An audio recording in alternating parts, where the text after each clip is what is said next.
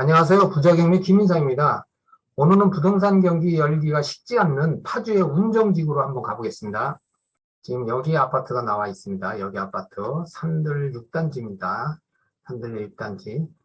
파주시청까지 거리가 상당히 가까운 거리에 있죠. 파주의 도심지에 인프라가 잘 구성되어 있는데 상당히 가까워서 여기는 뭐 살기가 신도시지만 살기가 그렇게 어렵지 않고 요 주변에도 인프라가 잘 구성되어 있습니다. 근린이라든지 의료시설에 대한 학교시설이라든지 다 시설되어 있고요. 교통 여건도 여기 운정역이 가까운 곳에 위치하고 있습니다. 그래서 교통 인프라도 좋고 교통 컨디션이 상당히 좋은 그런 지역에 속합니다. 위성 지도로 가까이 내려다본 그런 아파트 전경입니다. 여기 아파트가 10동이 지금 있습니다. 10동. 10동에 832세대, 601동 4층 34평형이 나온 겁니다. 601동이 이 부분입니다. 이 부분. 감정 가격을 보니까 5억 4,200만 원입니다. 최저 입찰가 3억 7,940만 원. 상당히 싸죠. 30%씩 떨어집니다. 그래서 30% 떨어지다 보니까 이렇게 지금 싸게 지금 이번에 입찰이 된 겁니다. 참고하시고. 자, 멀리서 본 그 지점입니다. 이 부분이 이제 4층 부분이 되겠습니다. 평면도입니다. 구조는 우리나라 그 30평대의 그 평면 구조, 전형적인 평상형 구조, 여기는 3베이입니다. 3베이 평상형 구조. 요 아파트 요런 구조가 상당히 살기가 편리하죠. 그래서 투시도는 요런 모양입니다. 요렇게 요런 모양이 지금 현재 대상 물건입니다. 최고 25평에 지역 난방은 열병합 난방이 되겠습니다. 복도입니다. 자, 물건의 기본 내용을 보면은 대표 소재지는 우선 의정부 지방법원 고양지원 2021 타경 6010입니다. 사건 번호가. 물건 번호가 1번이 있습니다. 물건 번호 1번이 있고 2번이 또 있습니다. 물건 번호가. 공담으로 들어와서 이게 공동으로 지금 경매가 됐는데 다른 지역의 물건까지 경매가 됐는데 경매 각각이 개별 매각입니다. 자, 주소를 보면 경기 파주시 목동동 922, 산내마을 6단지 한라비발디 601동 4층 401호입니다. 4층 401호. 감정평가에 5억 4,200, 최저 경매가 70%, 감정가의 70%인 3억 7,940만 원입니다. 입찰보증금 10%고요. 청구금에 요거는 이제 경매 취소나 아니면 대입 연재가 가능한지 여부를 파악하기 위해서 요건 반드시 요것도 체킹하고 가야 됩니다. 권리분석에 빠져서는 안 됩니다. 등기 채권액이 16억 2,860만 876원 상당히 많습니다.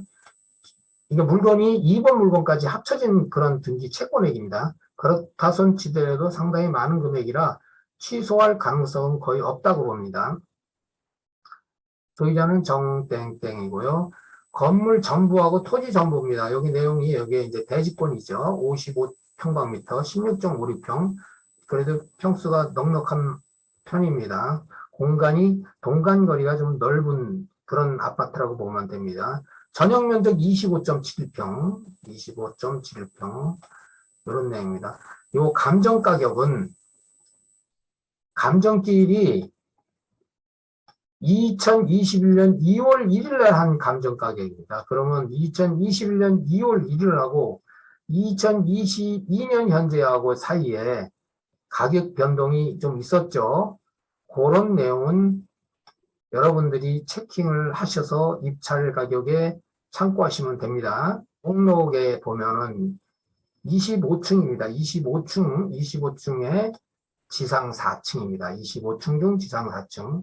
요 하단 네온 부분은 전유 면적의 부분하고 대지권에 대한 부분입니다. 여기 대지권이 있죠. 집합 건물에 있어서는 대지권을 확실하게 챙기고 가야 됩니다. 대지권이 없는 집합 건물도 상당히 많이 나옵니다. 경매에. 여기는 대지권이 있는 그런 물건입니다. 자, 이거는 지금 살아있는 권리, 등기부상 살아있는 권리를, 이렇게 간략하게 아주 한눈에 볼 수 있게끔, 원래 그 등기부상에 그 표제부라든지 각그 을구란에 좀 복잡합니다. 뭐 주말된 거, 또 살아있는 게 얻은 건지, 뭐 내용이 좀 복잡한 경우가 있는데, 이것을 보면 여기를 한눈에 볼 수가 있습니다. 살아있는 권리를. 그 체킹을 해보면, 소유자는 정땡땡이고 소유자가 지금 현재 해당 아파트에 거주하는 걸로 되어 있습니다. 주민등록지가 여기로 되어 있고요. 여기 나와 있는 권리들, 이게 갑구하고 을구에 걸려있는 살아있는 권리들입니다. 그래서 가처분이 있고 임의경매와 강제경매가 두 개 중복경매로 되어 있으나 이런 거는 권리 분석에 아무런 뭐 영향이 없습니다. 먼저 신청한 경매 진행에 따라서 가는 겁니다. 후발 경매는. 신청은. 그리고 압류도 있고 가압류도 있고 근저당 가처분이 있는데 여기서 가장 빠른 권리는 요 권리입니다. 요 권리 요거. 요게 말소 기준 권리입니다.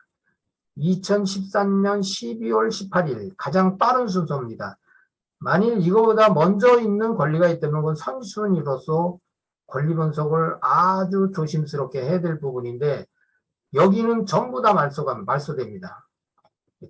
전부 다 말소됩니다. 신경을 쓸 그런 권리가 없다는 얘기죠. 또 인수받을 권리나 추가로 부담해야 될 금액이 없는 그런 물건입니다. 그래서 이게 말소기준 권리다. 그래서 하나 여기서 또 뭐 체킹을 좀 해보고 간다 그러면 요 가처분 있지 않습니까? 가처분.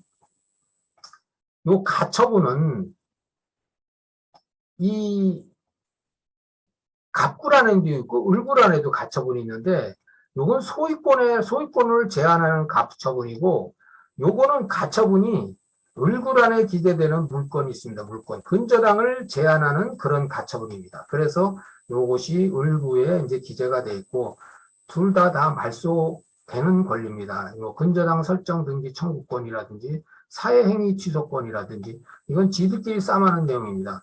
낙찰자한테는 전혀 문제가 없는 채권자들끼리 지들끼리 너 사회행위로 너 가짜로 이거 아니냐 뭐 이런 등등 싸우는 행위입니다.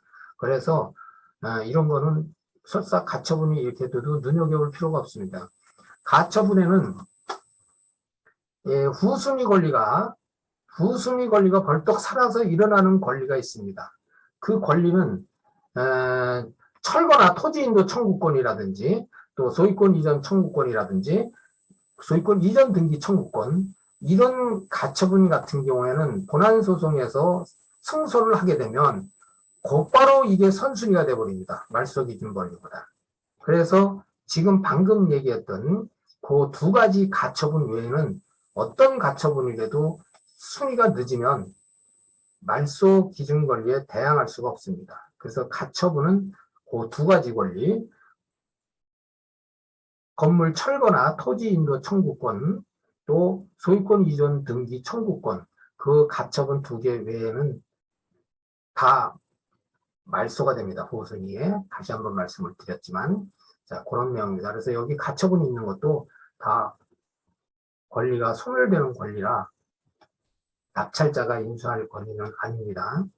자, 우리가 이제 그 경매사건 목록에 세 가지가 있죠. 현황보고서, 매각물건 명세서, 감정평가서가 있는데 그 중에서도 이제 매각물건 명세서를 상당히 이제 꼼꼼하게 잘 챙겨봐야 될 그런 그 명세서죠. 저 서류죠. 그래서 여기에서 보면 여기 최선순위 설정이 나와 있죠. 이게 근저당입니다. 근저당 아니 말소기준 권리죠. 그래서 이 최선순위 설정이라는 표현을 씁니다. 법적으로는 말소기준 권리는 우리 그 학자들이라든지 경매에 종사하는 사람들이 이제 편하게 만들어낸 말 같습니다. 그래서 말소기준 권리는 법적 용어가 아니고 반드시 매각물건 명세서의 이 부분에 기재되어 있는 것이 말소기준 권리다. 우리가 얘기하는.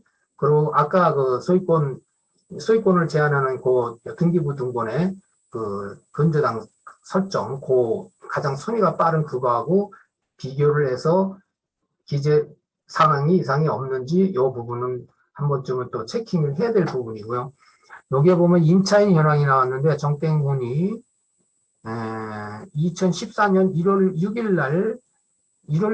날 전입하는 걸로 나옵니다. 법원은 이렇게 전입 신고가 돼 있으면 일견 외형 임차인으로 봐줍니다. 임차인으로. 실질적인 조사는 하질 않기 때문에 임차인으로 봐줍니다. 그렇지만 설령 임차인이라도 요 내용은 후순입니다. 후순위. 그래서 설령 임차인으로 주장을 한다손 치더라도 이건 인도명령 대상이라 낙찰자가 신경을 안 써도 되겠습니다.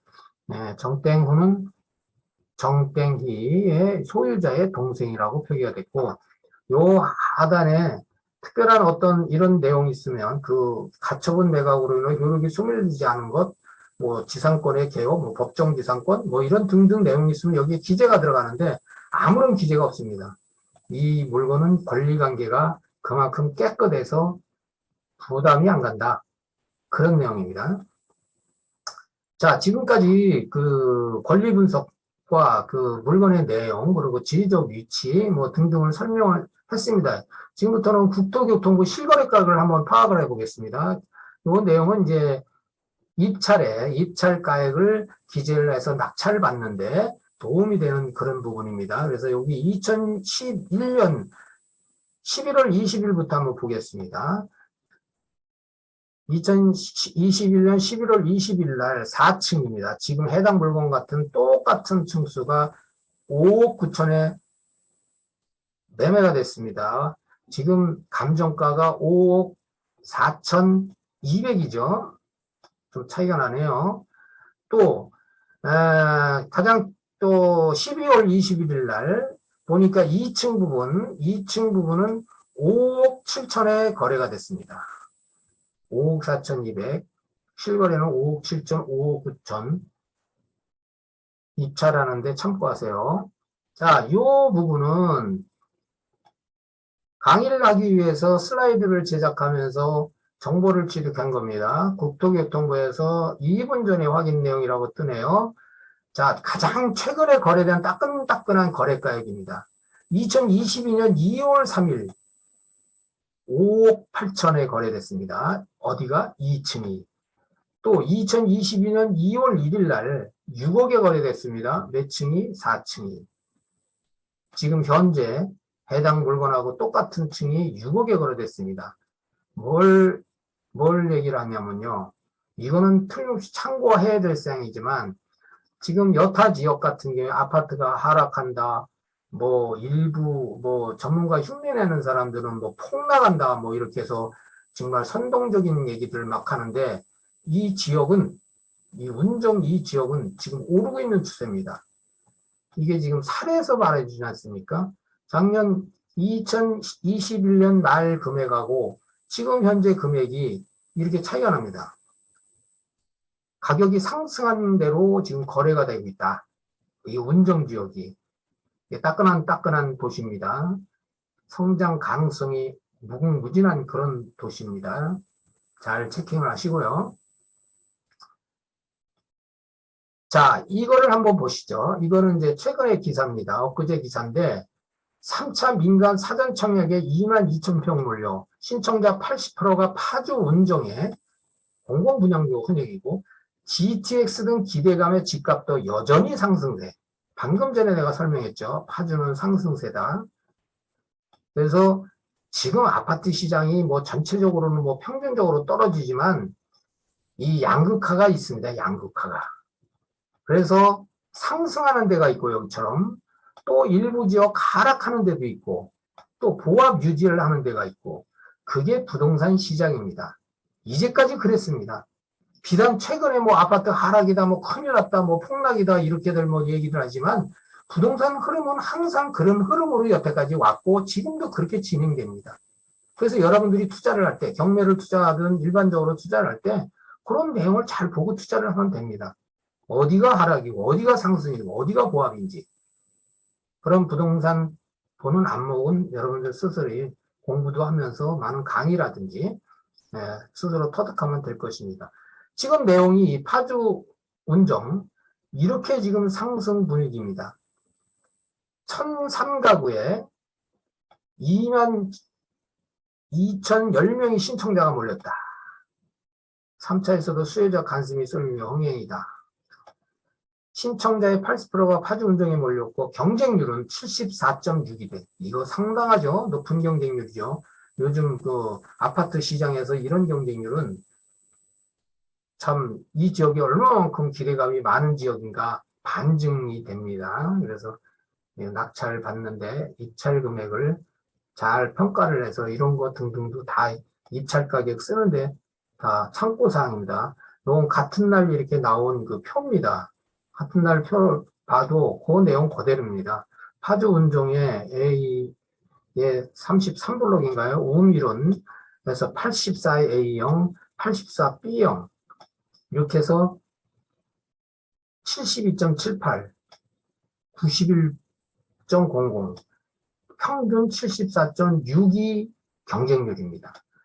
운정 지역보다는 조금 이렇게 좀 열기가 덜하다고 하는 양주 회천지구에도 이렇게 높은 경쟁률이 생겼습니다. 평균 19.02.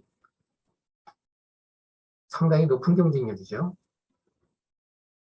그래서 부동산 경기는 마냥 뭐 하락하는 것만도 아니고 상승하는 것만도 아니고 경기가 나빠도 또 양극화에 의해서 이렇게 상승하고 성장 가능성 있는 지역은 이렇게 가격이 오르고 관심들을 많이 갖는다. 그런 거를 참고로 하시고 지금까지 권리관계라든지 또 실거래 가격이라든지 지금 운정주의 향후의 발전선이라든지 이런 걸 설명을 드렸습니다. 그거 잘 참고하셔서 좋은 결과가 있기를 기대합니다. 여기까지입니다.